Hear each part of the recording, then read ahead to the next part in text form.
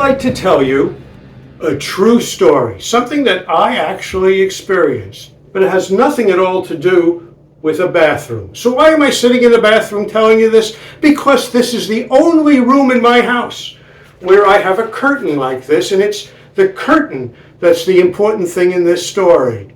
Now, this really took place in a hospital room in Maimonides Hospital, Brooklyn, New York, sometime in the late 1970s. My father had some surgery, and I went to visit him. There were 2 beds in this room. My father was in the first bed, the one you saw when you first walked in. Then there was a curtain that was closed. I could not see the patient and the visitor on the other side of the curtain. I couldn't see them, but I could hear them. And since my father was very groggy from his surgery and was pretty much just asleep the whole time, I got to hear this amazing, fascinating conversation. It was a conversation between a husband and a wife, an old married Jewish couple. Okay, you're going to accuse me of stereotypes. How do I know it was an old Jewish married couple? Believe me, I know. I grew up with those people. Hell, I've become one of those people. I knew the inflections, I knew the kvetching, I could picture them clearly.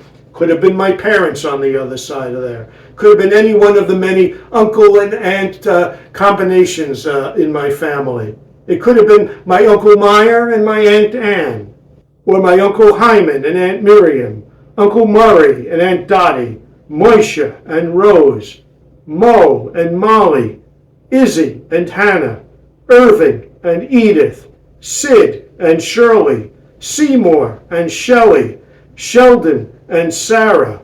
Hell, it could have been any of them or some combination of all of them. The conversation that I heard went something like this. The wife, she was the queen of the kvetchers. And she started like this. I hate this place. This is a horrible, horrible place. I can't stand being here. I can't wait to get the hell out of this place. The husband was very calming and consoling. He said, darling, don't get excited. Try to keep your blood pressure in check. You'll be out of here soon. You're not going to be here for much longer. Oh, it's terrible. Every minute here is torture, she said. I can't stand being here. They call this a hospital. It's a slaughterhouse. That's what it is. When you leave here, they carry you out in a body bag. It's a horrible place. He said, darling, this happens to be a very, very fine medical institution. It's highly rated, one of the top-rated hospitals in the entire country. She said, oh, fed to that. And the people they hire here, those nurses, my God, where do they get them from? They all speak with such thick foreign accents, you can hardly understand them when they talk to you. They're very nice ladies, he said.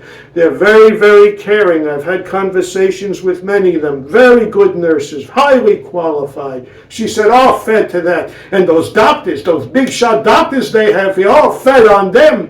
They hardly pay you any attention. Maybe they come in once a day, once every other day. Do they look at you? No, they come in, they look at your chart, then they leave to go play golf. They don't care about you. He said, darling, these are some of the top-rated physicians in the country. They like working here because this is a very, very fine medical institution. The conversation went on like this. She kvetched about every single aspect of the hospital, and he always had a calming response. It went on like this, and then suddenly there was an announcement on the PA system. Attention visitors, visiting hours are over. Please say your goodbyes, make your way down to the lobby, and please exit the building. The end of the conversation on the other side of the curtain went like this. Well, the husband said, try to stay calm. I'll see you tomorrow. And she said, oh, I should live so long that you'll see me tomorrow. Please, dear, he pleaded, try to keep your blood pressure down. You know what the doctor said. Well, just then, I heard the chair scrape against the linoleum floor on the other side of the curtain. And I heard the visitor walking towards the curtain. And then, when the curtain parted, who was standing there?